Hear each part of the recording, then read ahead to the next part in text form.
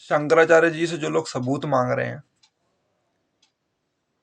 ये सबूत मांगने से पहले जब बड़े बड़े प्रोग्रामों में और शादियों में उनके चरणों में गिर रहे थे, उनके गले से माला, जो शायद बहुत कम लोगों को ऐसा सौभाग्य प्राप्त होता है कि वो अपने गले से माला उतार कर किसी को पहनाएं, वो पहनने से पहले भी पूछ लेते एक बार, क्या आप असली शंकराचार्य हैं? पैर छूने से पहले भी पूछ लेते।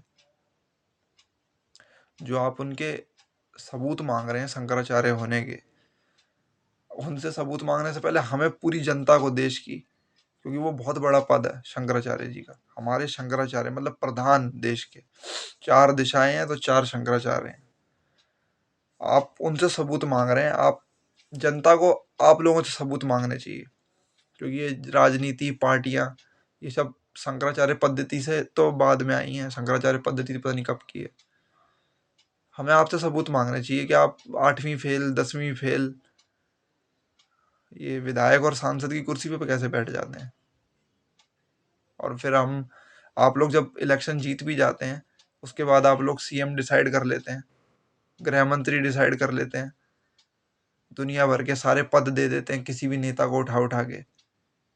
हम आपसे पूछते हैं टिकट बांटने से पहले आपने उस नेता को टिकट क्यों दे दी, चाहे उस पर 100 मुकदमे पहले से दर्ज हो, वो भी फालतू के, दुनिया भर के जितने भी मुकदमे होते हैं गंदे से गंदे, वो सब दर्ज रहते हैं, उसके बावजूद भी आप टिकट बांट देते हैं। हम पूछते हैं आपसे आपने क्यों टिकट दे दी?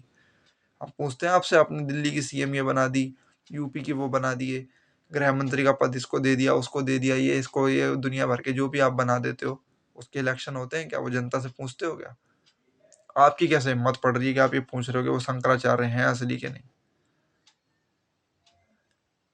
अगर वो सच में माघ मेले से जा चुके हैं, बिना स्नान किए लौट गए हैं, तो मैं आपको बता दूं कि मैं ही नहीं बोल रहा हूँ, ये पूरी जो जनता है ना अपनी 140 करोड़ आबादी, ये सब बोल रही है। अगर वो लौट गए ना, तो आप भी कभी राजनीति में लौटने नहीं वाले दोबारा, क्योंकि इन्हीं सब संतों के आशीर्वाद लेकर आप लोग राजनीति में आए और जीते। जिस राम मंदिर के आपने लड्डू पेड़े खिलाए हैं ना, और राम मंदिर स्वामी आचार्य, हमारे जगत गुरु, हमारे शंकराचार्य जी, अभी मुक्तेश्वरानंद जी के आशीर्वाद से, उन्हीं की वहाँ गवाही नोट हुई है। चाहे आप सुप्रीम कोर्ट की पुरानी फाइल उठा लीजिए, गूगल कर लीजिए, या उन लॉयर से पूछ लीजिए जो उसमें थे, उन्होंने खुद कबूला है कि स्वामी श्री अभी मुक्तेश्वरानंद जी की ही मेन गवाही है वहाँ, उन्हीं के ही सबूत साक्ष्य से माना गया कि हमारा मंदिर था। ठीक है, उसके बाद आपने बड़े शोरों और हर्षोल्लास से मनाया, राम मंदिर हमने स्थापित कर दिया, और राम मंदिर शंकराचार्य जी की देन है, और आप उनसे पूछ रहे हैं।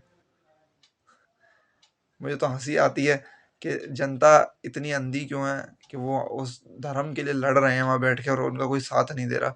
हमें तो आप लोगों से पूछना चाहिए भाई, इतने बड़े पदों पर नेता, वो पीछे 3 शेर लगा के, जो आईएएस आईपीएस को कंधों पर मिलते हैं, वो आपके पीछे लगे रहते हैं, वो बिना पढ़ाई वढ़ाई कैसे ही, कैसे भाई? एक ही सॉल्यूशन है, उनके चरणों में गिर के माफी मांग कर उनको सम्मान पूर्वक स्नान करा के लौटाइए। और दूसरी चीज, जो प्रशासन में जिन्होंने भी ब्राह्मणों के बाल पकड़े, मारा, उनमें से किसी की भी नौकरी नहीं रहनी चाहिए। ये सीएम को वहां करना होगा, अदरवाइज यूजीसी, वो जो काशी में मूर्तियां तोड़ दी हैं, और शंकराचार्य जी का मुद्दा, ये आपको परमानेंट सफाया दे देगा। और ये और पार्टियों का भलाई की नहीं बोल रहा, राजनीति साफ हो जाएगी देश से, ये चीज भी गारंटी लिख लो, बता रहा हूँ। अभी भी वक्त है, माफी मांग लीजिए, चले जाइए।